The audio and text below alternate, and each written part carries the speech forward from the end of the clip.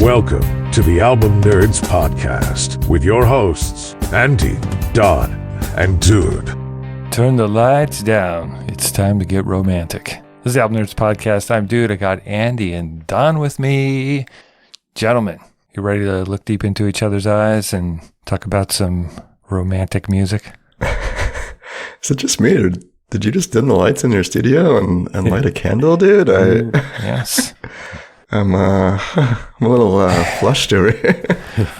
I'm also wearing a tuxedo, and I'm holding a rose that I'll be presenting to just one of you. Next week on Album Nerds Bachelor. Don, how you doing? Love, exciting and new. Andy doesn't recognize that. Oh, wait. Not exactly, but keep going. Not a Love Boat, man? Oh, God. Yeah, The Love Boat. It's a beautiful television show about people going on cruises and falling in love. Go check it out. All right, so this is indeed the Album Nerds Podcast. We love albums, the album format, talking about music and sharing our passions with the world. Passion. Passion. Ooh la la.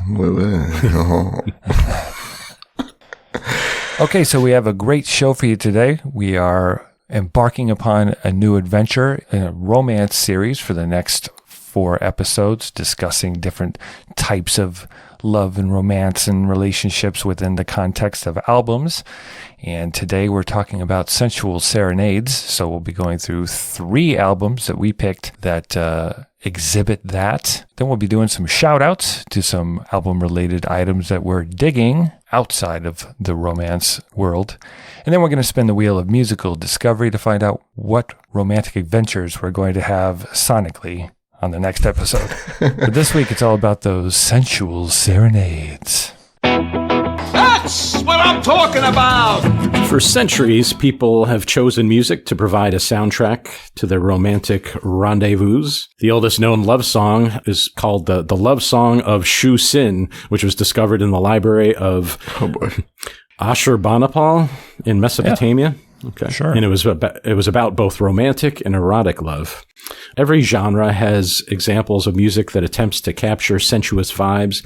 In some subgenres, like smooth jazz and quiet storm, it can be the primary focus. Today, each of us will present a record that is appropriate for romantic encounters, i.e. sensual serenades. Beautiful. Yeah, so the quiet storm thing did kind of cloud the conversation for me because I really do think about soul music a lot for slow jams and romantic moments. Of course, every human has these emotions, has these urges, and so it is obviously presented throughout all sorts of poetry and music. So how'd you guys do? Yeah, no, I mean, that's a good point. There were a few different genres I explored. Did listen to some jazz. John Coltrane's A Love Supreme was one of my all-time faves, but I didn't think that worked so well for this particular theme. I also listened to Al Green's Let's Stay Together, which has come up quite a few times over the last couple of years. That was on my list also. Yeah. Good record. Maybe another time. I mentioned also the XX. We were pretty popular like a decade or so ago. Are you sure it's not the 1010 Roman numerals? It could be. It could be the 20s. Yeah, I don't know. I also listened to Chet Faker. Yeah, I don't know if you want that in a sensual serenade, someone named Faker. He's got a pretty, a pretty sensuous voice, I would say. More of a modern vocalist. That was the name of the blue He-Man. Oh, Faker. Yeah. It's right. Yeah. Imposter He-Man. Yeah. What'd you listen to, Don? Well, we had done it before, but the obvious choice for me would have been Barry White. We had done the album Can't Get Enough, and I just feel like Barry White is synonymous with, seduction. Yeah. Fast alive. Another maybe less obvious choice, which we've also done before, it's in the Album Nerds Hall of Fame, Depeche Mode Violator. There's songs like World in My Eyes and Personal Jesus and Enjoy the Silence. They're all sort of, about nothing else mattering, just, kind of love in the moment or lust in the moment. Mm-hmm. For me, there were a few choices that we've already covered. Sade's Diamond Life, which is a beautiful record, very sensual, I would say. Anita Baker's Rapture, some of the most like romantic lyrics I've ever heard. Mm-hmm. I also went off book and really considered Disintegration by The Cure, although it's more about loneliness and pain. Like sonically, it is kind of sexy. And I'm not really a Cure guy, but I really was enjoying the record. If I'd had a little more time with it, perhaps I could have justified including it this week. But I went with something a lot more obvious. One of the challenges, of course, was there are a lot of great love songs on albums, but they're just not, the whole album is not romantic. That was the biggest challenge here. So yeah, you got to have a good vibe all the way through. And I think we got that on all three of these records. Yeah. So bear with us, folks. And as always, if you have any suggestions for us, hit us up at albumnerds.com. All right, let's get to our choices. You choose me?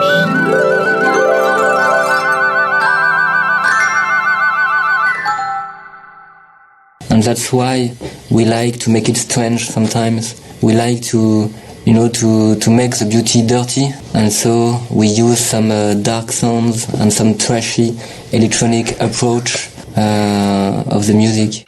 Is that guy trying to step to me? I think he was talking shit, man. I don't know. Yeah, I don't know.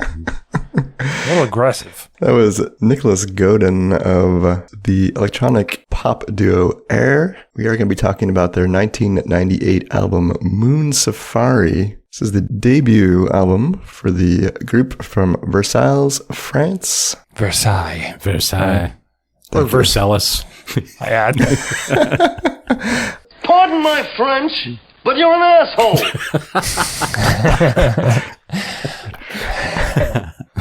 That's a good one. All right, this is the debut studio album for the duo from Versailles, France. We are going to play the lead single. This is Sexy Boy.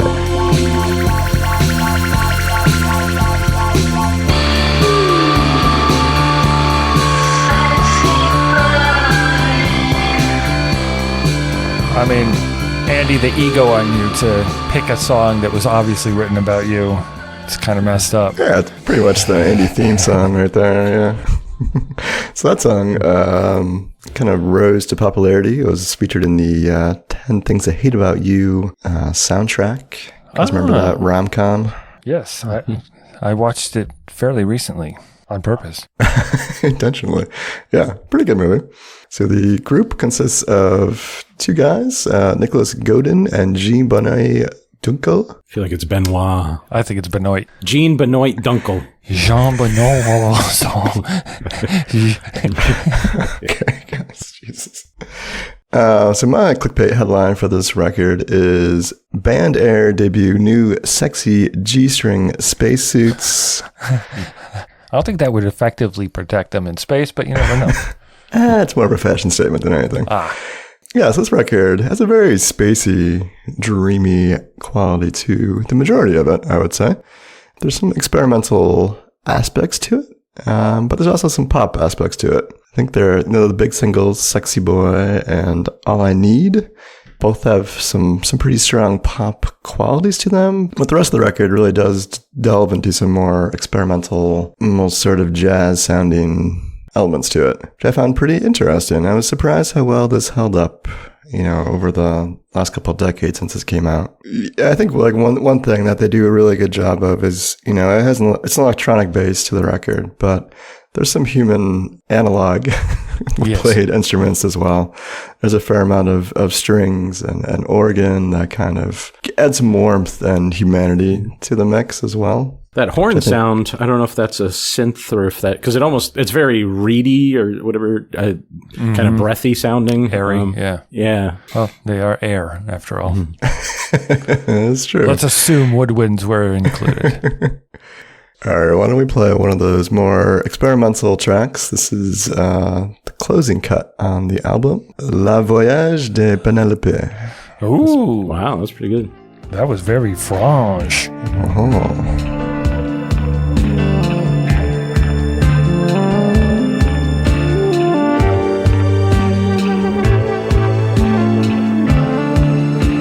I think it's been a little while since I've made a Pink Floyd reference. Jeez. That part there kind of reminded me of Shine On, in the big, long instrumental parts where there's that horn. It reminded me of that. I mean, I'm not sure exactly why it's called Penelope's Voyage. I don't know if you guys know much about Greek mythology, but I think Penelope, was, she was famous for her loyalty to Odysseus from the Odyssey. So I don't know if it's, if it's supposed to be sort of a celebration of that. Kind of fits the theme that way.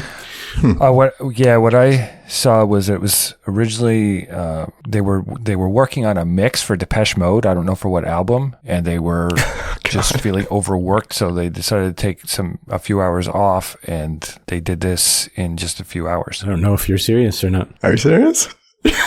I found an article where they were being interviewed, and that's what Nick said. Interesting. Okay. I assumed that the Depeche Mode thing was just a dig at Don, but maybe no, I know. Every once in a while, I'm thoughtful and thorough. Okay. Wow. Shocked both of us.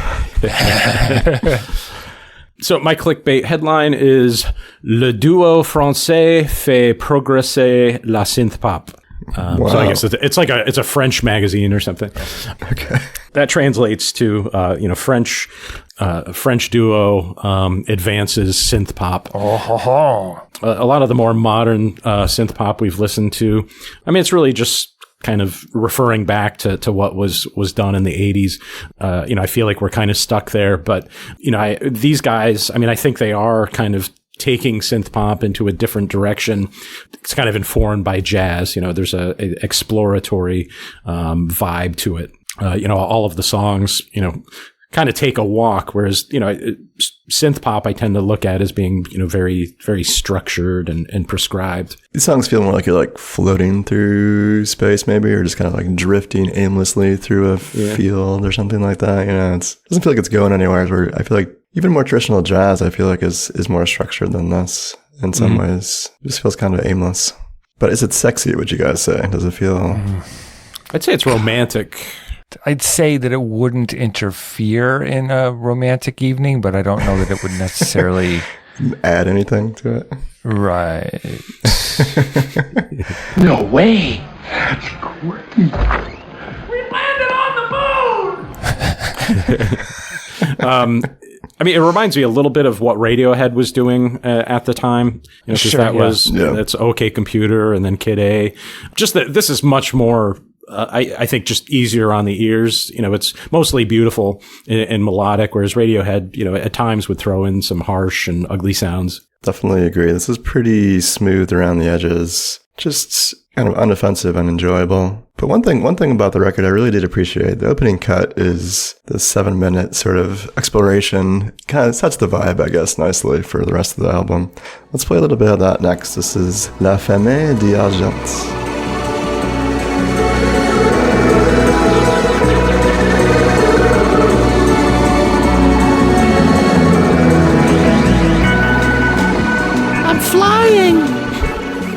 At first listen, I kind of thought it sounded like a attempt at a 70s funk like soundtrack song, Yeah. The title, La Femme d'Argent, translates, Andy can do it better than I can, translates to the silver woman in English. I don't really know what that does for the song, but is that an old woman with gray hair? Silver hair. Perhaps. It is dreamy and atmospheric, lush synthesizers. I like the bass lines, and it's kind of laid back groove. It's up for discussion as to what it is, but according to Nick and Jean, Nick says that the song is one big orgasmic movement and a very long exploration that suggests the track is meant to be a journey, right? And so that was part of the crescendo there, and then at the end it calms down. So romantically, 7 minutes is probably plenty of time for most. So the first song could get you there, that's fine, and then the rest of the album you can just enjoy. Yeah, just cuddle time. Yes. The clickbait head. It's when you're thinking about baseball. Yes. The clickbait headline that I chose today is Air's Moon Safari unveils a cosmic journey of French chords, orgasmic movements, and a trip through the galaxy. Wow. Or E.T. has one night stand and phones home. Nice. Not sure if it's okay to sexualize E.T., however. Hey, whatever you're into, buddy. Yeah, so the whole album was dreamy and atmospheric, and there were minimal lyrics, which, as you people who listen to the show know, I'm a lyric guy, so I kind of checked out here and there and during my listens. I do enjoy what they did with this kind of sound in a slightly darker manner in the follow-up. I believe it was a follow-up, the Virgin Suicides soundtrack for that movie. I think they're really effective in those moods there. But yeah, it was a cool record. I mean, I'd never heard it before. I'd heard of it, never listened to it, so I dug it. Yeah, I think it's an effective record. I think I actually prefer the non-vocal tracks. I don't know. I feel like the vocals can be a bit distracting, you know. Yeah, it's probably not the strong suit of the record, but it's an experience. It's a trip, which I think fits in nicely with the romance theme. And you could take that trip with a special someone. There you go. Blast off to the moon together. So the record is Moon Safari by the French duo I'm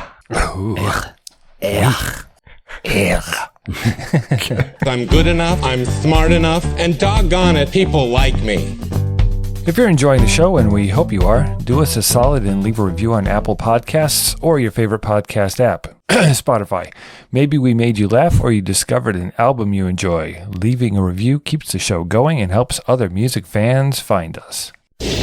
Brad Pitt, Catherine Zeta-Jones. They've just finished ravishing each other's bodies for the first time, suspended in air underneath the heavens. Pitt lights up. He starts blowing smoke rings all around as the galaxies go whizzing by over the glass domed ceiling. Now tell me that does work for you. Works. My pick for a sensual serenade is a band called Cigarettes After Sex. It's their debut album, released in June 2017. A little on the nose, don't you think? They're basically an American dream pop band formed in El Paso, Texas in 2008. Basically, the band is just a vehicle for singer-songwriter and guitarist Greg Gonzalez. Here's a cut from the album. This is Apocalypse.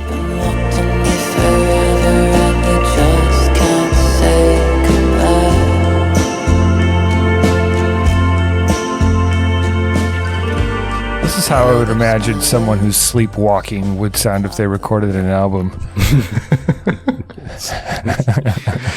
Be nice. I've always liked that song a lot. I like the idea of having the music in you, and maybe that sort of applying to emotions that you're feeling. Because I feel like when you're feeling an intense emotion, it is almost like the music is in you. Also, I mean, there's kind of that cheap line there, your lips, my lips, apocalypse. I mean, it's kind of... Yeah, it's a nice little clever, alliteration. Yeah. So my clickbait headline is whispery vocalist maintains erection for 47 minutes. I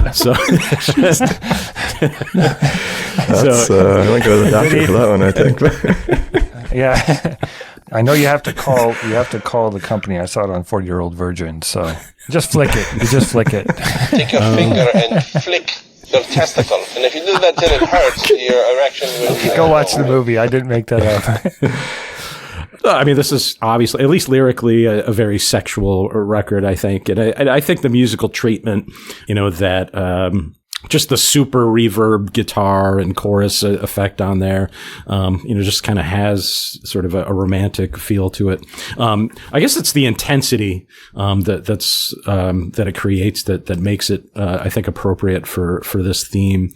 And there's some keyboard in it as well, but they're not really prominent in the mix. They're just sort of there in the background, kind of adding some of that additional intensity. Yeah. There's like a smolderiness to this record, I would say. It kind of simmers along at a little bubble, I guess I would say. It feels like this performer, the singer, is uncomfortably looking right in your eyes while singing the songs. It's kind of like... It's one of those guys who uncomfortable, kisses with his eyes open. All right, here's another cut from the record. This is Each Time You Fall in Love. Each time you fall in love, it's clearly not enough. Each Time You Fall in Love, particularly that song, that's where I got that staring in my eyes vibe that made me a little uncomfortable, but the music is captivating still. This particular track does kind of maintain their dreamy atmospheric style, kind of similar to Air, but more analog. Mm-hmm. Slow tempos, ethereal instrumentation, and then that has Greg's vocals are very interesting and sort of, they're emotive, but they're genderless, which kind of, it makes it sound more universal and less, from a particular perspective. It's it's more inclusive somehow. It's weird. Yeah, you can almost take the songs from like a male or female perspective because it is so androgynous, which is kind of a cool perspective or twist on things. The clickbait headline I chose, couple on bearskin rug next to a roaring fire found catatonic and fully clothed. As much as this like has elements of romance and stuff, I feel like you would not be super engaged in a sensual serenade. Instead, I think the music kind of would make you very sleepy. Is it too melancholy for you? Is it? Yeah, it's just not like, I think the good part about it, in another context, I think it's better than in this particular context. I mean, it was a cool record. I enjoyed it. And the fact that it's from Texas also makes it fascinating too. It's from Texas. Wow. So, Don, how would you possibly come across this band? There was a song that played, it might have been in the credit sequence of a Handmaid's Tale episode. I'm like, oh, that song's interesting. And so I looked it up and happened to be right around the time that this album came out. But I actually, I ended up enjoying the album. Because there are elements of stuff I like. I hear a little bit of the Smiths and the Cure in it. Sure. It's a comfortable place for me, I think. I was surprised to see that Apocalypse had over 1 billion streams on Spotify. That's pretty impressive. I think it has a social media presence. I feel like it's ended up in TikTok videos and stuff like that. Yeah, nice. All right, well let's hear another cut. This is Sweet. And running the fingers through your hair, it's so sweet. Does anyone else hear Radiohead's Creep in there at times? I think it's the bass line, sort of the climbing. Similar, right? Bass line. Yeah. I also heard, I know this is a weird dated reference, Dido through some of these songs, Mm-hmm. Go back and check your 2000 playlists and find some Dido. My tea's gone cold and wondering why. Definitely some similarities vocally going on here. Yeah, I did appreciate sort of the sexiness of Gonzalez's lyrical content. I think that song there has some of that, but it's also like super on the nose at times. It's a weird mix. And that's kind of how I feel about the record in general. My clickbait headline is cigarettes now shown to destroy lungs as well as libido. I don't know if this record feels necessarily sexy. To me, it does have like that melancholy shoegaze sort of dreamy, ethereal thing going on, which I appreciate. And I think maybe does have some romance qualities to it. But I think just track to track, it felt like it was so similar. And maybe that's just not giving you enough time to really digest it and appreciate the nuances going on here. But I didn't feel like there was enough up and down to really make me, feel like it was a complete experience. I think that's a really good point, Andy, because when we listened to Apocalypse, and then when I kicked off Each Time You Fall in Love, which was my pick, I thought I had started the wrong song and that I was playing the last track. Just for a second. I was like, wait, this is right. I know what you mean. Like, there's a lot of similarities from track to track. I mean, so much about this style of music, there's, shoegaze, it's about the vibe and just kind of establishing like a feel that you're trying to, explore. And I think they do that. And I do appreciate, like I said, the lyrical content at times is really interesting and kind of shocking how R-rated or even X-rated it is at times. Yeah. So that is cool and that hits pretty well. But overall, I don't know, kind of middle of the road. Okay, so from June 2017, that's Cigarettes After Sex with their debut self-titled album, Cigarettes After Sex. Oh, good. I was hoping you'd clarify that.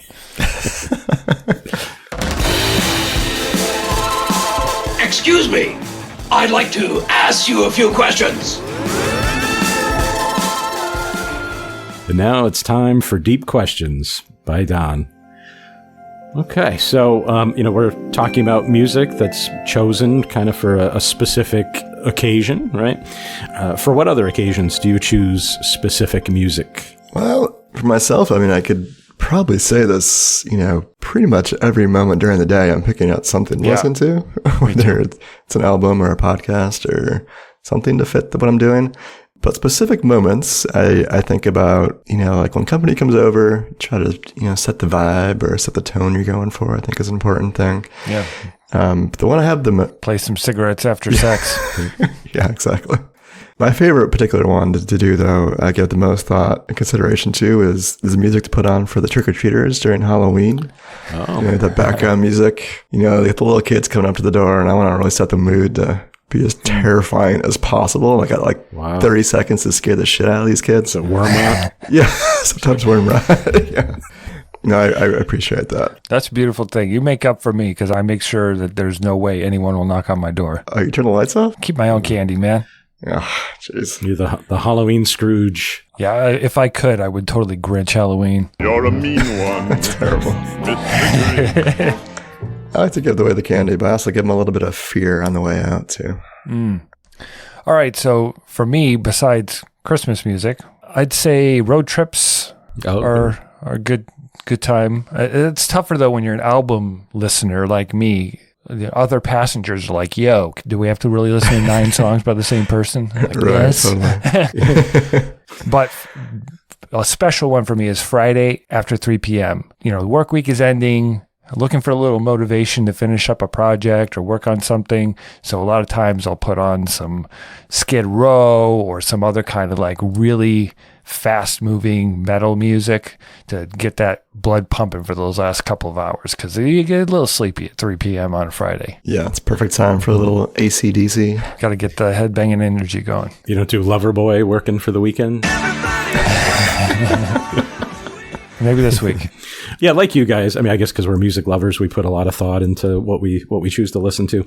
But one I did remember doing, like 8 years ago or something, there was, a big solar eclipse. And I remember going for a run that morning and like setting the soundtrack for sort of like space agey type, type songs. So I picked. There's nothing I can do. Yep, that's it. I was picking like the first 2 Pink Floyd albums, the Syd Barrett one. A lot of them deal with astronomy and stuff like that. So there actually is a solar eclipse coming in about a month, I think. So I think I'm going to start thinking now about what I'm going to be listening to in preparation for that big event. Celestial. Yes. Yeah, that's cool. All right. For what other occasions do you choose specific music? Let us know. Hit us on the socials, Facebook, Instagram, and Threads. Also on Discord, albumnerds.com/Discord. Oh, yeah. That's what I'm talking about. Come on, sucker. Let's get it on. Jeez. Okay, so as I alluded to at the top of the show, I went with the most obvious pick in the world, Marvin Gaye's Let's Get It On from August of 1973. Marvin Gaye, born April 2nd, 1939, very influential American singer and songwriter, known for shaping the Motown sound in the 60s and then really in the 70s, coming into his own from his own production company and recorded landmark albums like What's Going On and Let's Get It On. On is the theme here. He knows what's on. Yeah. Yes, he does. All right, so why don't we kick things off with Let's Get It On. I've been really trying, baby, trying to hold back this feeling for so long. That guitar. Yeah. Amazing. I know that. I mean, when you hear that, wow, that immediately heart rates rise. It is. It is a very quintessential romance song that just can't be denied. You hear that and someone wants to get funky. So Let's Get It On features a smooth and seductive melody, prominent bass line, and it really has that intimate atmosphere. It's explicit I mean, it hints at stuff, yet romantic, themes of love and desire, and it encourages the listeners to not only interface physically, but also emotionally. And it's an anthem for romantic moments. I mean, I wasn't alive at the time, but I wonder like how much that expression was used prior to this song, like getting it on, or if it's because of this song that people really use that phrase. I was wondering that too. I doubt he invented it, but I suspect that it lives on because of Marvin Gaye. It's a hell of a legacy to leave behind. I know. My clickbait headline is Marvin makes love shortly after not making war. Nice. So yeah, there was a soundtrack in between What's Going On. The soundtrack was the Trouble Man soundtrack that Marvin worked on, but this was the first like full album after What's Going On, and then to go into Let's Get It On is just very interesting. Where he covered in What's Going On, caring about each other, trying to make this world a better place, and then in Let's Get It On, he moves forward to more intimate relationships. There's love and strife and loneliness in these songs too. It's not all sex stuff. All right, so speaking of sex stuff, why don't we listen to a little bit of You Sure Love to Ball. Speaking of sex stuff. I'll make you feel so good. Oh, sugar, just like you want me to. Oh, baby, you sure love to ball. Oh, I misunderstood. She wants to play basketball. Basketball, cool. yeah. They're big basketball fans. That's the third and final single from the record. I think it's Allusion to Sex. I think that may have been even more on the nose than Let's Get It On. Well, the problem with that song to me is that it's an antiquated term for sex. Like, oh, okay. Too old school for you? Well, I mean, I think for new listeners, they'd be like, what? Yeah. Marvin Gaye's all encompassing, man. He brings in all generations. My parents used to use the term necking. Yes, necking. Yeah, I don't hear that one a lot. That was a different thing. People would just press their necks together and. Yeah, I think that's supposed to mean making out, right? Yeah. Well, they used to say that on Happy Days too. Right. Right. Okay, my clickbait headline for Let's Get It On is Marvin Gaye reads dictionary, panties drop worldwide. and perhaps boxers and briefs. Everybody's just naked from the waist down. He makes everybody's pants drop, yes. The guy is just so sexual on this record. I mean, he's sexual kind of just, even What's Going On kind of has a sexy delivery to his voice. But here it's just kind of cranked up to almost an obscene amount. It's not crass. It's all, very warm and inviting, and, it feels beautiful. And it's a sensual love. It's a spiritual love at times. We talked about Rick James recently, and he had some good contrast. This is where you can feel it. And with Rick James, it's a little bit more of like, oh yeah, and like, ooh, I'm not so sure. So this is the perfect delivery of this part of music. Mm-hmm. Yeah, he doesn't go overboard, but he's definitely clear of his intentions, I would say. Yes. Respectful yet seductive. Exactly. And as good as his vocals are, and they are great, I think the band and the orchestra, there's quite a few instruments on this record, give it a great sound. And it's so 70s to me, man. There's like a slight funk groove at times, just to give a little rhythm, a little pacing, and some strings and some horns come in at times. And it's so warm and just so inviting, and it feels like you're in a lover's embrace, man. All right, so getting into a little bit different of a vibe and a song that touches on other parts of relationships and romance. Let's listen to a little bit of Just to Keep You Satisfied. For you to understand what this means, I shall explain. I stood all the jealousy, all the bitching too. All that bitching. Jeez. That guy, man. Holy shit. So smooth. That was the closing cut on the record, and yeah, it's a slightly different vibe, so it's clearly about divorce, and sounds like it could even be autobiographical, because I believe that's around the time that he was going through divorce. But just well done arrangement, like everything on this album. It's kind of quiet and sad, and his voice just sounds incredible. I mean, the song's kind of a bummer, but somehow it still kind of fits with the rest of the album. It's got a little bit more of that what's going on vibe in that it's a little more storytelly, a little more narrative, I guess, than some of the other tracks. Yeah. So my clickbait headline is Gaye ditches the political for the sexual.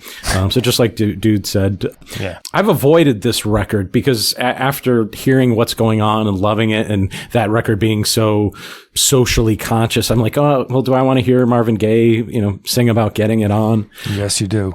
And I do. Yeah. I guess I really, it's hard to compare the two records as far as which one's more important or which is better, but this is so well done. Like musically, it's just as significant, and a lot of it is actually, kind of the same. You've still got those strings in the background over a kind of a cool rhythm. This album, I think, I think it's closer to funk in some parts than what's going on, which I think I might have called pre-funk. But, what I love about his arrangements and stuff is that they're like huge, but yet they're kind of subtle as well. I mean, that sounds like a contradiction, but somehow Yeah. It's because his vocals, like he's able to overpower that when needed, and not everyone can do that. It just sounds so effortless. I mean, his voice and the arrangements all just kind of seamlessly transition together, constantly. It's impressive. Well, as we gush about this, I'm going to just throw it out there. I'm nominating this for the Album Nerds Hall of Fame. Oh, I had a feeling.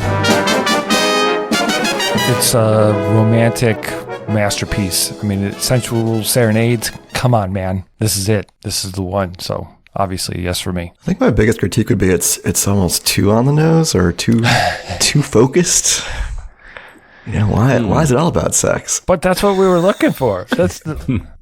You did too good of a job. Damn it, dude. Yeah, no, I'll say yes too. I think bring out 2 Marvin Gaye records in the Hall of Fame, these would be the 2 to do it with. So yeah, absolutely. Let's do it. Let's get it on.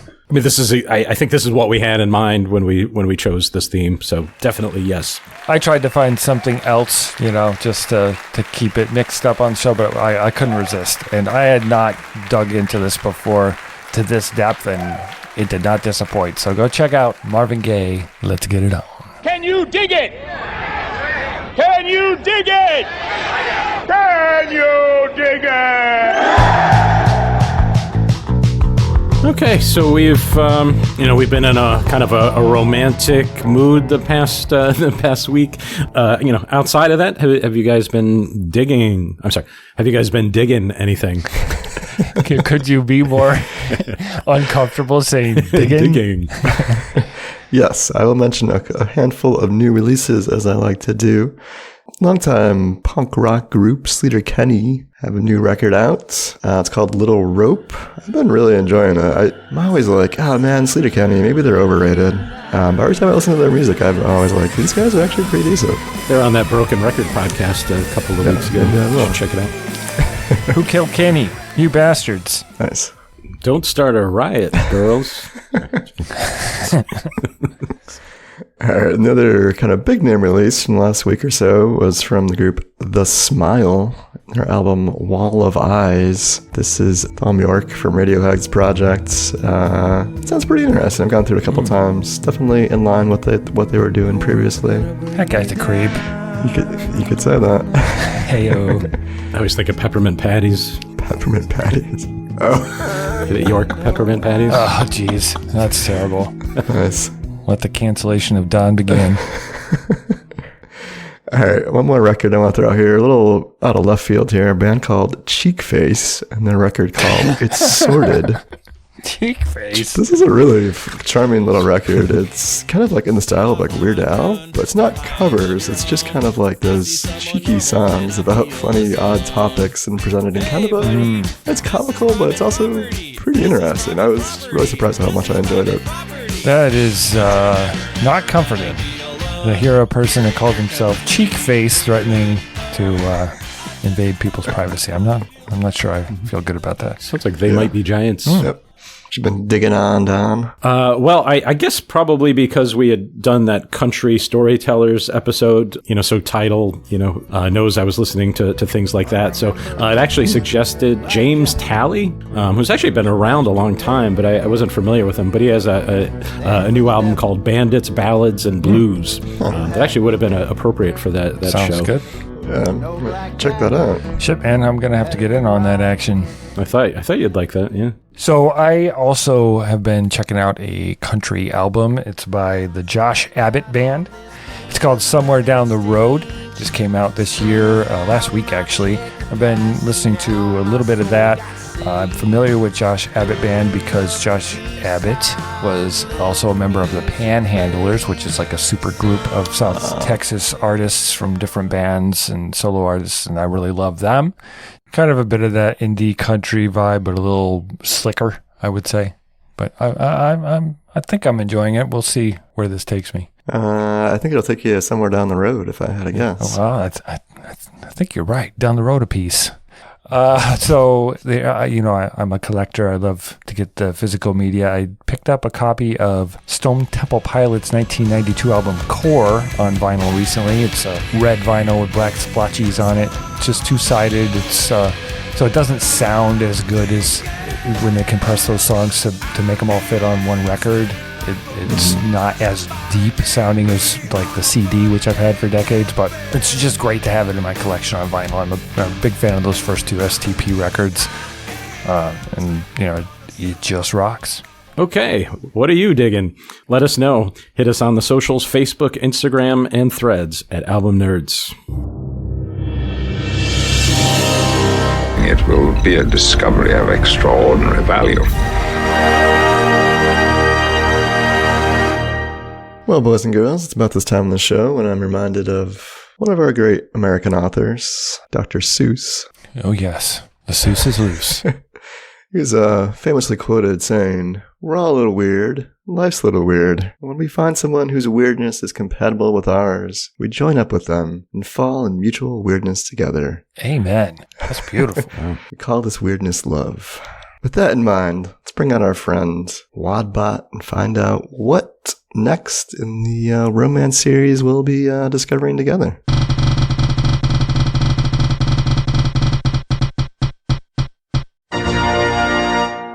Your musical journey through romance continues. Next week, you will be exploring albums that are impacted by band romances. Get ready to embark on a captivating exploration of love, passion, and the unique dynamics that resonate within the heartbeats of bands. So band romance. So we're talking about romantic relationships of some level within a band or group. Not bad romance, although it could turn out that way as well.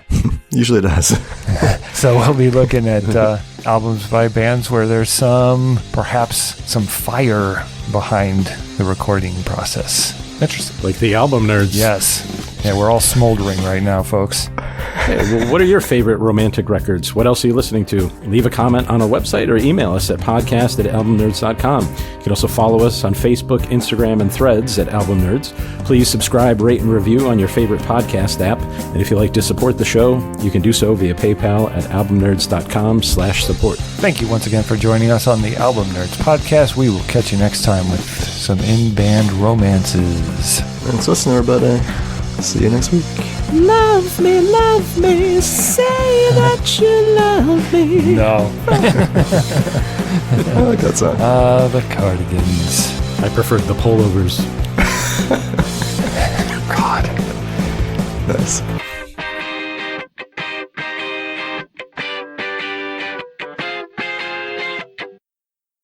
I got dad jokes now.